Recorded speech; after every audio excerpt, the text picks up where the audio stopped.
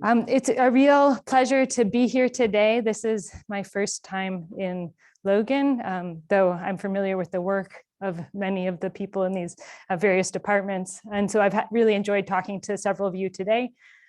So I hope I followed the instructions properly, but I am going to be talking today. This first lecture is going to be kind of a mixture of my own research and a general topic of growth defense trade-offs and larger concepts in growth defense trade-offs. But before I get into the general topic, I'll introduce you to my lab and some of the people I work with. So I started at the University of Utah a year and a half ago in the Biological Sciences Department, as Robert said.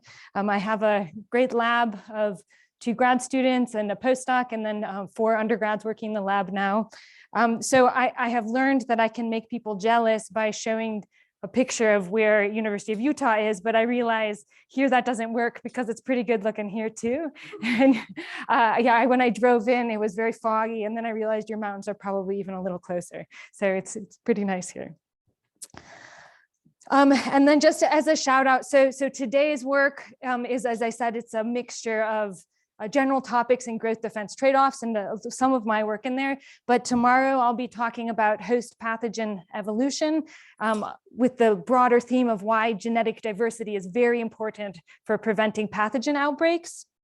And this is work that combines field work and molecular work and some modeling. So if you're interested, I encourage you to come hear some of the talk.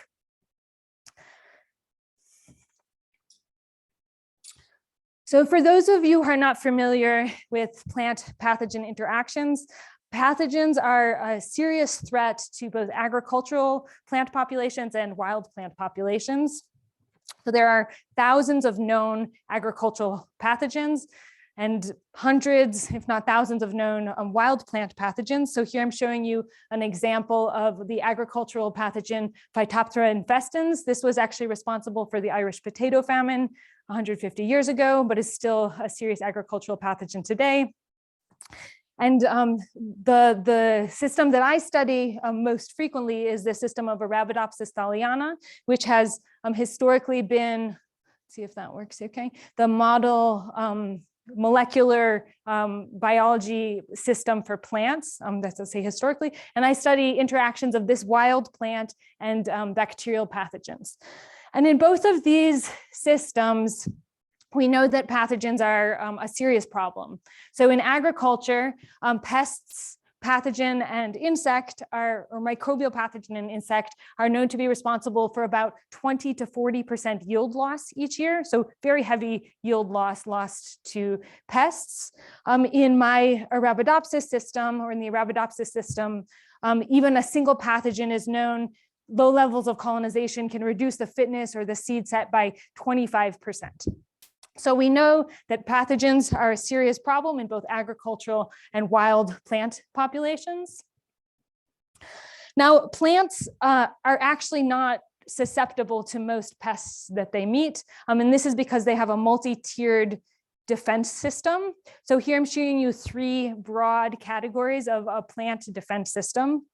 And every plant species has a different mixture of these different categories. So chemical defenses is one major category. When you eat a plant, much of what the unique taste of the plant can be attributed to the different specialized metabolites that are produced by that plant. So you think of mustards, that's produced by some mustard bomb called glucosinolates. And this is true of many different plant families, that what differentiates them is the cocktail of chemical defenses that they produce. Physical barriers, such as the cuticle or the trichomes, so these spiky things here are trichomes, these can all inhibit herbivory by insects or microbial colonization.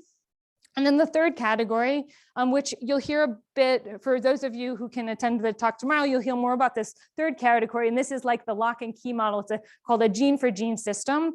And this is how to breed new resistant varieties, how people have often bred new resistant varieties in agriculture, for example.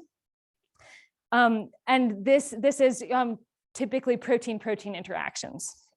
So different plant species or even genotypes of the same plant species have different mixtures of these different defense mechanisms, different cocktails of chemical defenses, different repertoires of these gene for gene interactions. Now, you could ask a very basic question, and I imagine many of you wouldn't even ask this because you've thought beyond it already. You could ask the basic question of why wouldn't a plant just maximize all of the chemical defenses? So you can have this cocktail or that cocktail, why not have all the cocktails and then have a defense against every microbe or any herbivore that will come along? Well, in fact, this is not what we see in plant populations and across plant species. And in fact, we find evidence across the different defense mechanisms that plants seem to have intermediate levels of defense, and they vary between closely related individuals in which defense mechanisms they encode.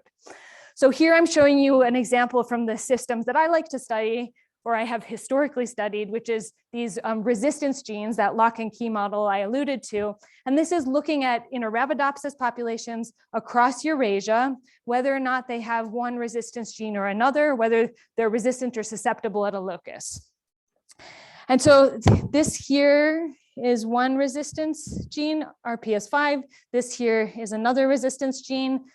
And what you can see, and so this is all the same species. Each dot is the same species. And you can see that of the same species, even plants of the same species, some are resistant, some are susceptible at that same locus. And there seems to be selection to maintain this variation where some are resistant and some are susceptible. So in contrast to the idea of just having all of the resistances, they seem to be picking and choosing and having only subsets of resistances and losing and gaining them through evolutionary time. So why not encode high levels of many or most defenses? What is it selection that's acting to maintain this gain and loss of the defenses over time? So if we think about mechanistically how a plant makes defenses, the answer becomes a little bit clear to that question, or we can develop a hypothesis about why not encode all the defenses. So here, this is a molecular pathology look at a microbe interacting with a plant cell. And I don't need you to look at all of the details of this, but what I want you to notice is that when a microbe meets a plant, there are many things that happen within the plant. It reacts, it induces several different pathways, and it invokes a complex protein response in the plant. So here we can see this is a plant cell, and the plant is being attacked by a pathogen. The pathogen is secreting things into the plant cellular space, but at the same time, the plant is recognizing different patterns on the microbe. These are called MAMPs and PAMPs and many different acronyms. And in response, the plant has all of these different response pathways. In Arabidopsis, that model plant we discussed a moment ago, of about 1,100 genes are upregulated just by the detection of a single of the flagellin. So about 4% of the genome is upregulated in response to detecting simple components. So having a defense response requires a big physiological change in the plant. So that was, if we think, I mainly focused on protein-protein interactions, but we also see in chemical defenses that plants allocate a lot of energy or putative energy to the production of chemical defenses. So this is an example from Lissy Coley's lab at the University of Utah, where they, in the tropics, they looked in different tree species, and they looked at what percentage of the weight, of the dry weight of the leaf was compounds that are putatively involved in defense against herbivores and microbes. And what they found, so here, this is their picture. These are different species of tree. And this is the percent dry weight that is putative defense compounds. And across these, so these are just different stages of development of the tree. But what they found was that somewhere between 10 to 25% of the dry weight of the plant seemed to be allocated to specialized metabolites or defense compounds. So a lot of the resources produced by the plant seem to be going to trying to fend off microbes and herbivores. So this leads us to this idea that defense is associated with trade-offs. Excuse me for one moment.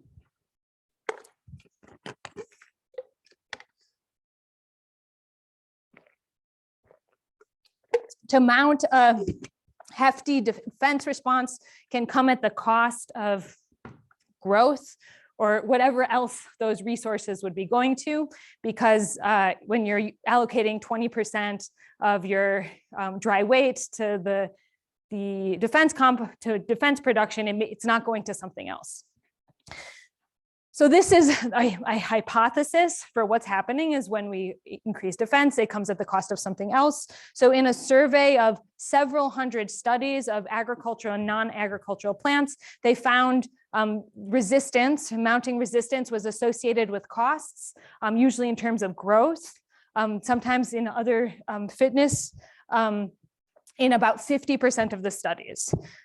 And oftentimes there just wasn't even the power to measure it. And so it's not that it's only 50% of the time, it's likely more than 50% of the time. So this suggests that growth defense trade-offs are probably a pervasive process going on in how plants interact with their environment. So today, what I'm going to be talking to you about is a general exploration of growth defense trade-offs. I first aim to talk to you a little bit about what's causing these trade-offs, because when I was first introduced to this topic, I thought it was always just limitation of resources. That is absolutely not the case. There are many different mechanisms underlying these trade-offs, and which of these mechanisms is at play will influence whether the trade-off can be uncoupled. And then I would argue that in the last, I don't know, few decades, we've become more and more aware of the role of the surrounding microbiota in interactions in defense and growth interactions. And we just talked briefly about this topic of how is the microbiome mediating defense to pathogens. And then the third is asking the question of how a changing environment is influencing the host pathogen interaction. So first, let's talk a little bit about the mechanisms underlying trade-offs. So I hope to convince you that it's really not uncommon to see these negative correlations between growth and defense. So here I'm showing you an example in Populus. Rick Lindroth's group at the University of Wisconsin was interested in this question of, they know that they have different populations of populace that have different susceptibilities to herbivory. So some are more highly defended, and they know they're highly defended due to chemical defense, and others are less highly defended. Because, and one hypothesis is that those populations are less exposed to herbivory. So some populations supposedly don't need to invest much in defense. Some populations need to invest more in defense. So it goes, and they ask the question of, do they see a genetic correlation between needing to invest more in defense, but then growing more slowly in the absence of the herbivore? And indeed, they found this trend exactly, where they found that the percent of the dry weight, the foliar dry weight of the plant, was negatively correlated with how high the plant grew. This is generally in the absence of herbivory, I believe, if I remember correctly. So once again, showing this correlation between the growth defense trade-off, but really not telling us what was the mechanism underlying this growth defense trade-off.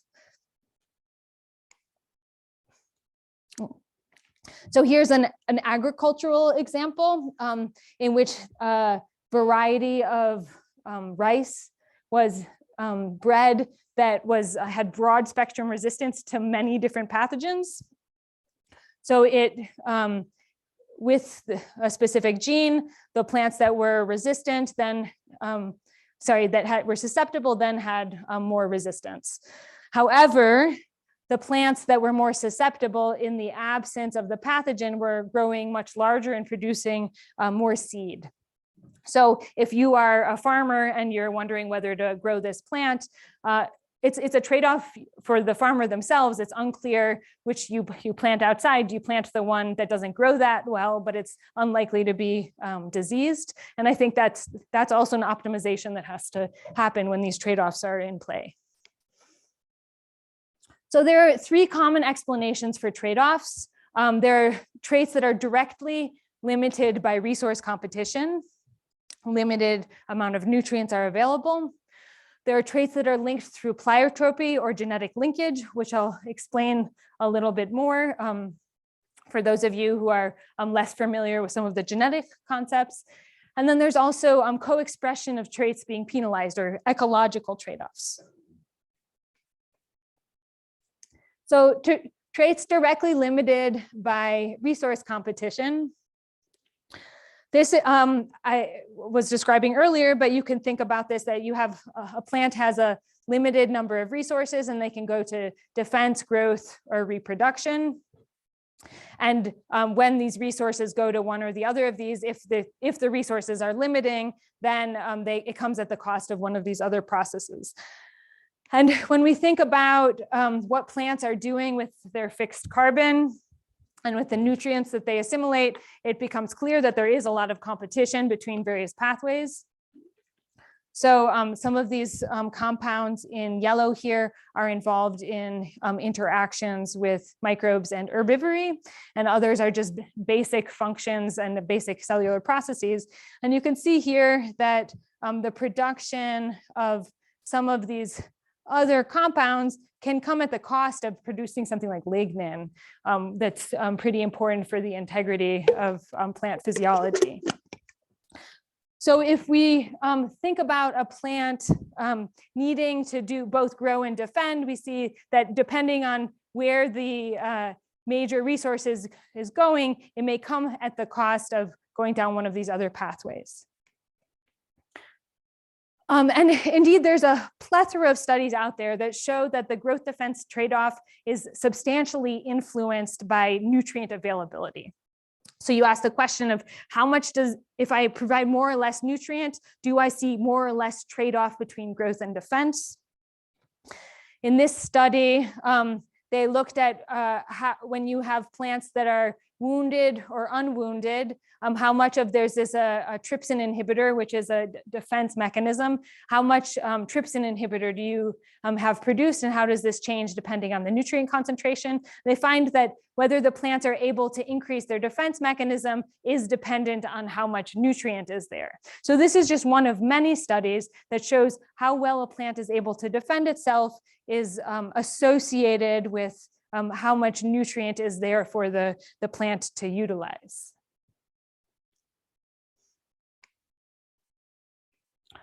So I also mentioned this topic of traits being linked through genetic linkage.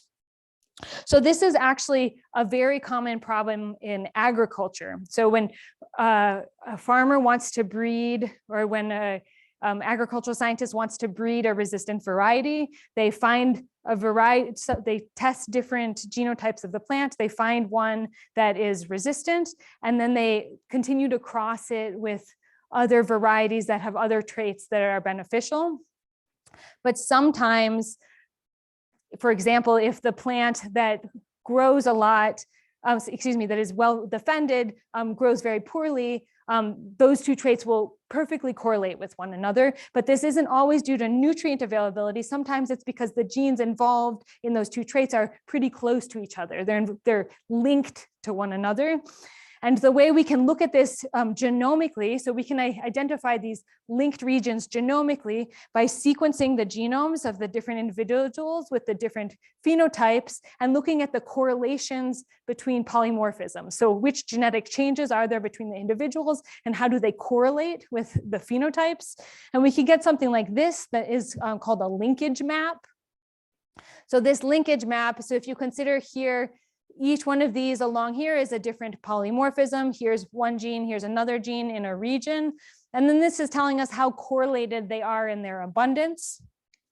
And what I'm showing you here is these are two genes where the polymorphisms are almost perfectly correlated. So whatever polymorphism you have in this gene, you also have in this one across individuals, whereas these ones are largely uncorrelated, meaning that you can uncouple whatever phenotypes are associated. Whatever phenotype is associated with this gene can be uncoupled from the phenotype associated with the other gene. So this is genetic linkage, and this is actually in more cases, I was actually very surprised in going through the literature when in agriculture, when they've been unable to uncouple growth defense trade-offs, is actually sometimes because of this type of genetic or this type of linkage association. So the last mechanism I'll discuss right now underlying these types of trade-offs is one of ecological trade-offs. And that's where expressing the defense trait influences the ecology of the organism in another way. And I know several researchers who in this department who know these facts much better than I do, but I'll show you one example from Tom Mitchell-Olds' lab where they bred a variety of Brassicaceae that was had more resistance, more chemical resistance to pyarid. And it had a greater chemical resistance, and they had one that had low chemical resistance. And they asked the question of how does this resistance to an herbivore influence pollinator interactions, so interactions with other insects. So why is that a question you would even ask to begin with? It's because plants have hormonal cues and upregulation of defense mechanisms that are generally defensive against insects. And so it may make a plant less attractive to interact with, such as a pollinator, if they're highly expressing defense compounds. And this is exactly what they found. So they found this is a high resistance level and low resistance level, and this is the number of pollinators here, and then this is the time per flower. And they found that the highly resistant individuals were generally less attractive to pollinators. So this means that by having more resistance to a pest, you're getting less pollination. And so that's also a trade-off that a plant needs to evolutionarily balance to optimize its fitness over a longer term.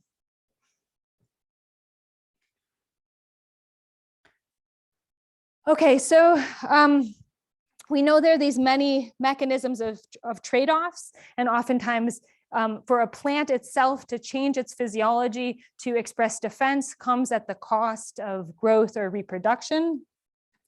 Some people have put forward this idea that the microbiome is a way for a plant to basically get something for nothing.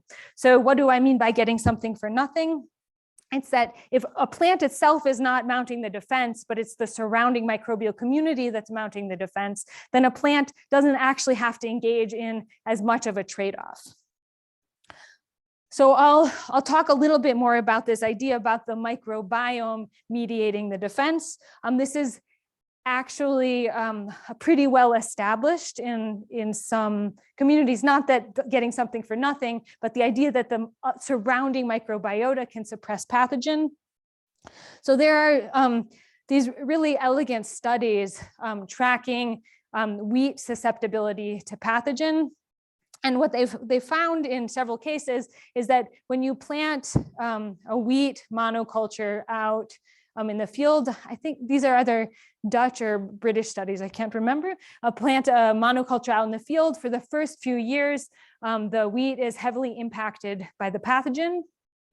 But after some period of time, the disease influence wanes. So the amount of wheat yield loss to the pathogen goes down over time. So why is this happening? So what these researchers have found is what's happening is that there's a surrounding microbial community in the soil and in the rhizosphere surrounding the roots that adapts to the presence of the pathogen and starts secreting various molecules that suppress the pathogen, enabling the wheat to flourish again without the wheat itself having really adapted. So the argument goes, without the wheat itself having adapted, but it's the surrounding microbial community that confers the resistance or the biocontrol of the pathogen.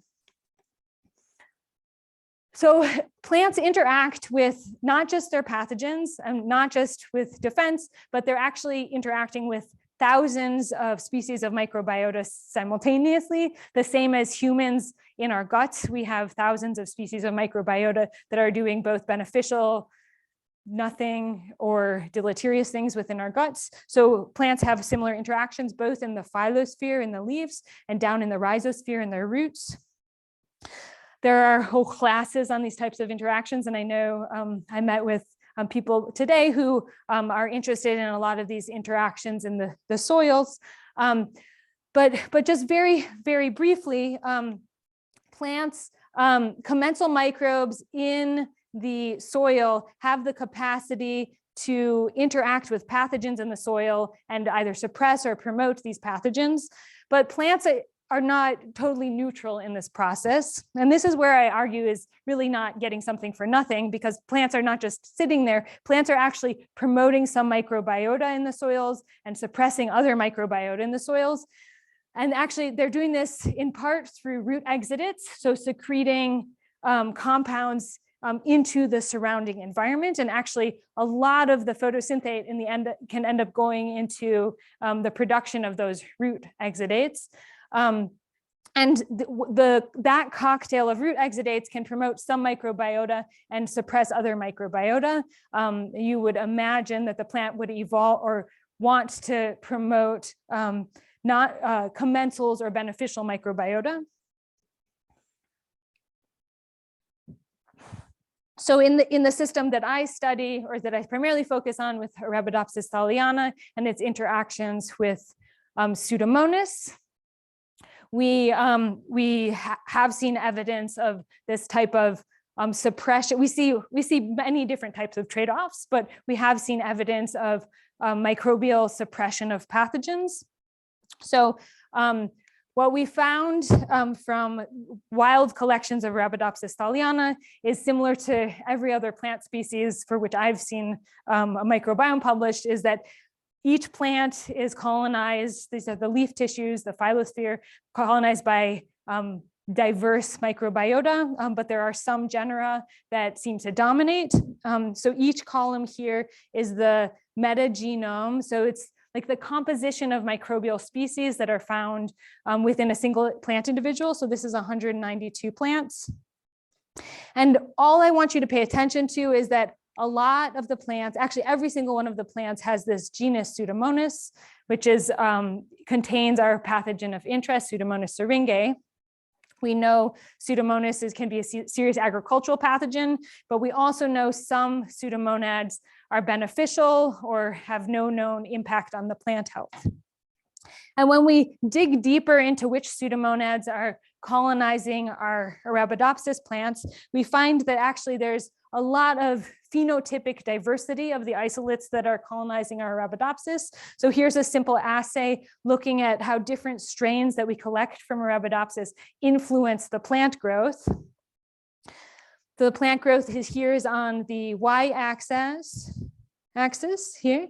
There's a rosette fresh mass, and then this is treatment with individual strains that we collected in the field. And what we found is that all of these different, these are all Pseudomonas, that the different Pseudomonas have different phenotypic effects on the plant. So some down here are basically killing the plant. Others up here can actually make the plant grow bigger than just treatment with buffer.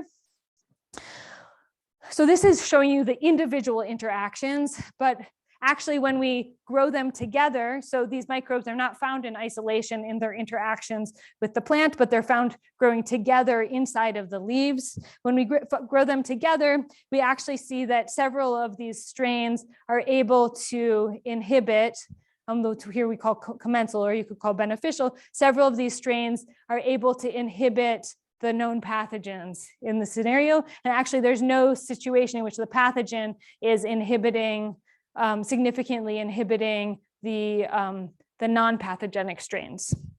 And so one hypothesis, so when we collect from the field, we're often not collecting diseased plants, but they have high levels of these pathogenic strains. And one hypothesis is it's actually the presence of these commensals that's preventing any single pathogenic strain from overtaking.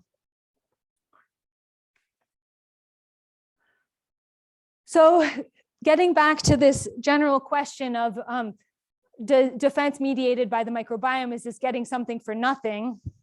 I would say we have hundreds of examples now of the microbiota influencing pathogen success. But I don't think we have evidence that there's no cost to the host for this interaction. And indeed, we know that the plants are not just neutral interactors here. We know that they exert genetic and chemical control, or at least some level of genetic and chemical control over their microbiota, though it's really not known how much of their resources they need to allocate to this kind of control versus what they would need to allocate to encoded defense mechanisms, such as the ones we discussed earlier.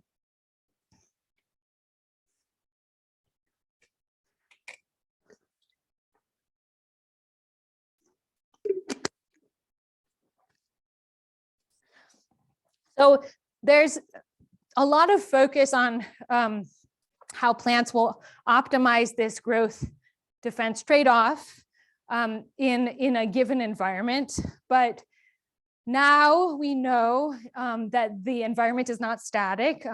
It never was, but we're in a time of rapid change. And so in this time of rapid change, one of the questions going forward is, how is this changing environment going to influence the growth defense balance? If a plant is adapted to living in a given environment with a given amount of disease pressure, how is that disease pressure going to change with a changing environment? So why this question is particularly relevant gets back to this pretty universal idea of the disease triangle in plant biology, but it's also applicable outside of plant biology. And that's that whether a plant is diseased is the result of the plant being a susceptible host. So we talked about the genetics and other mechanisms that influence susceptibility, whether the environment itself is conducive, and whether the pathogen is present. And this is where we're going to talk right now. What we're going to talk about is whether the environment is conducive, because whether the environment is conducive to pathogenic spread it's not a given. It changes based off of environmental conditions. And this leads to this idea that the need to invest in defense is going to shift based on what the environmental conditions are. So we're getting really much better data now, just even in these last 10 years, than we ever had before about the distribution of pathogens and changes in climatic conditions. So in this study, the author looked at the emergence of new types of crop pathogens, Dr. Beber, the new types of crop pathogens on a global scale. And these are different types. There's viruses, fungi, bacteria. Looked for a new reported pathogenic infections. And what I'd like you to take away from this is that there are new pathogens emerging all the time. Unfortunately, we don't have good enough data to say whether this rate in this case is higher than it was 70 years ago. But we do know that there are new pathogens emerging all the time, and different types of pathogens emerging all the time. And we also know from the large amounts of distribution data that, excuse me, the large amounts of distribution data is that the distribution of pests is changing. So not just pathogens, but also insect pests. And in this meta-analysis of, I think, hundreds of different types of pests, what Dr. Beber found was that a shift towards the poles and the abundance of pests. So what the hypothesis was that some pests are limited by temperature. I think this was primarily focused on temperature distributions, and that with increasing temperatures towards the poles, that many pests were able to expand northward and southward towards the poles. But this did differ. So this is estimations for Lepidoptera, oomycetes, different types of pests, and how they're shifting with time. So kilometers per year in their distributions.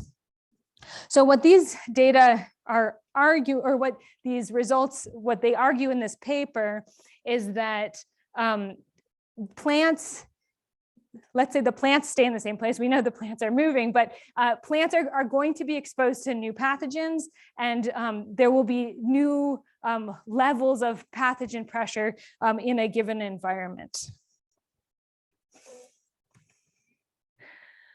So we also know that susceptibility to pathogen is highly sensitive to the environmental conditions. And I'll show you one really quick example of this. This is looking at Arabidopsis and Pseudomonas. And this is asking how humidity influences the ability of the microbe to proliferate. Very simple study. It's asking when there's 95% humidity versus 40 to 60% humidity, do you get more CFU? So that's more colonies of the microbe growing. And what you see is that there's almost 3 orders of magnitude more microbe by this shift of about 30% in humidity. And so if you're the same plant, same genotype, everything else the same, except for humidity, whether you succumb to that pathogen will depend on what the humidity levels are. So this actually is a level of pathogen that's not that deleterious to the plant, whereas 10 to the 7th or 8th, the plant's probably going to die pretty quickly.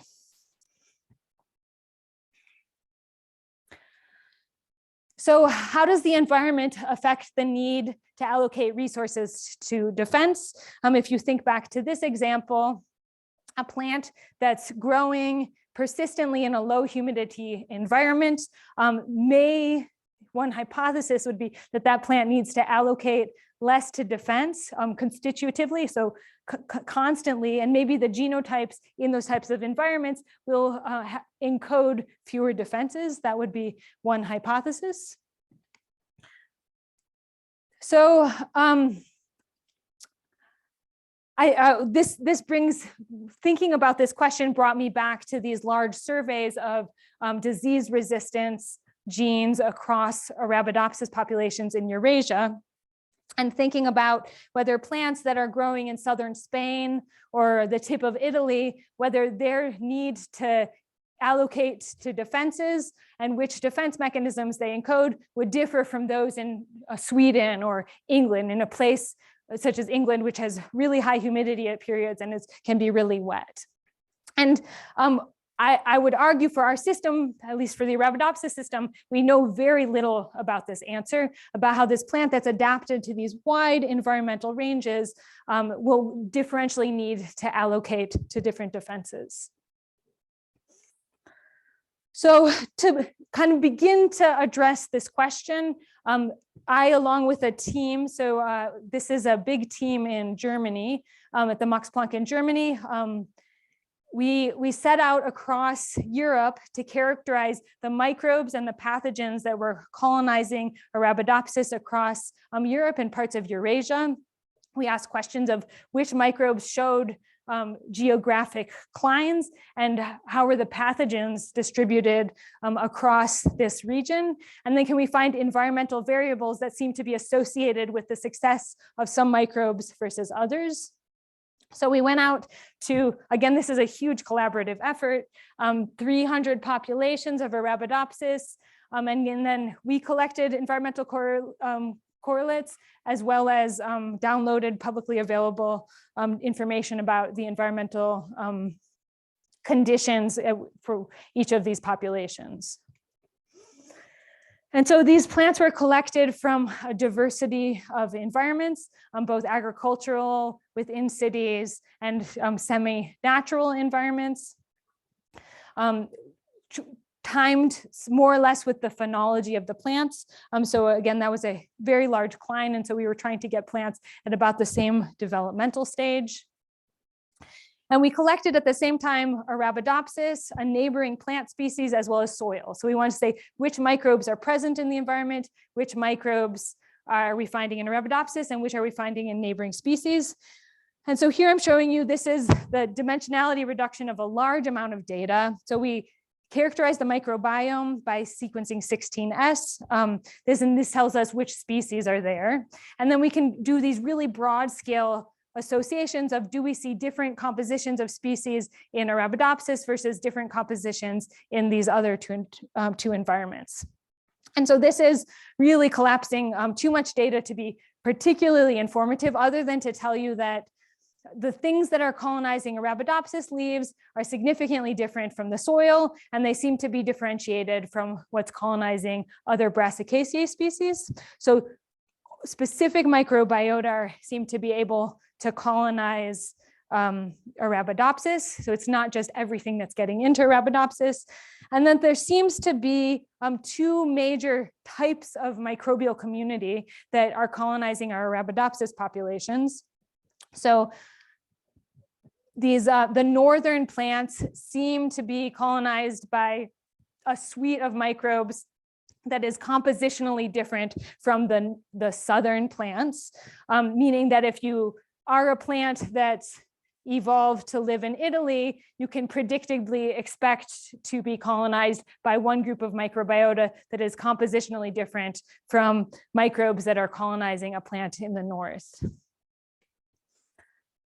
And so we've done a number of associations to try to understand which microbes, which of our pathogens are showing these kinds of clines, and which ones are broadly distributed.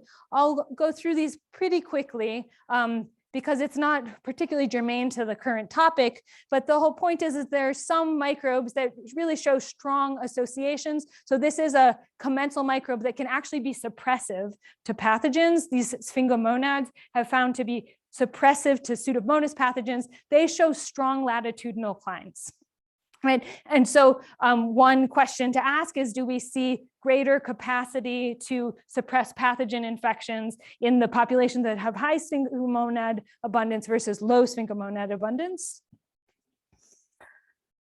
But that we also see that there's a remarkable conservation at higher taxonomic levels, like family levels between the north and the south, meaning that it's primarily strains of these different microbes that are differing between the north and the south.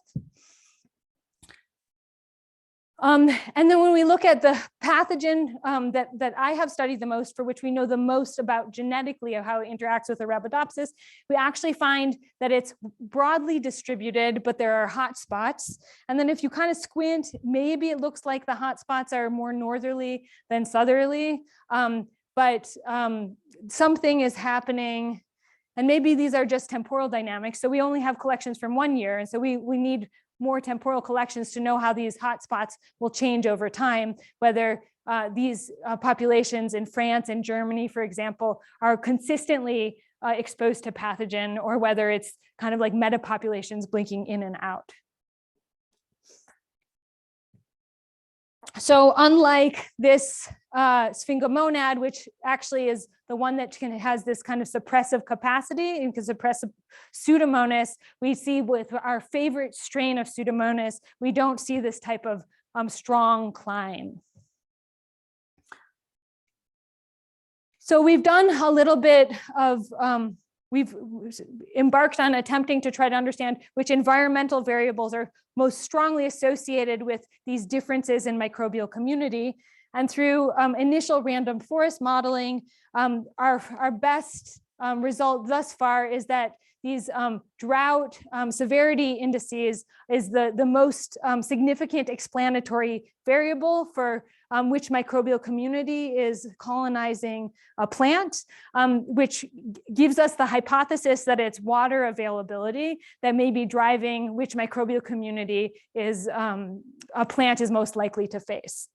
But these are very preliminary results, and I think need follow-up both by more modeling, but also by some testing of the microbial communities. So in short, what can we take away from this analysis of these trade-offs and the distribution of trade-offs over space? We know that plants exhibit trade-offs between growth and defense. I think this is very well established at this point. It's widespread across plant species and plant interactions with their microbes.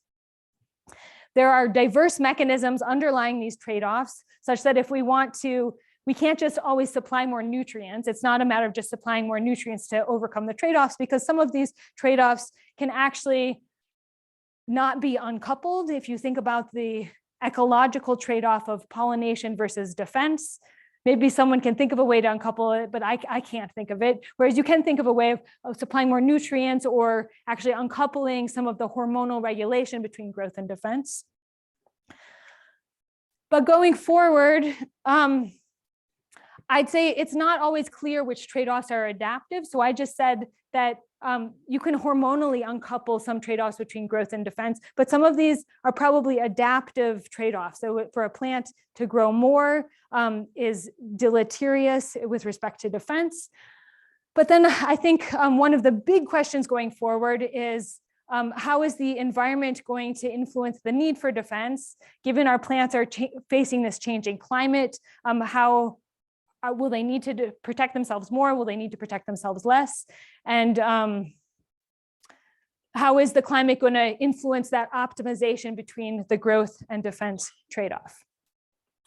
Okay, with that, I'll just give a shout out to my lab once again, and thank you again for this opportunity to talk to all of you.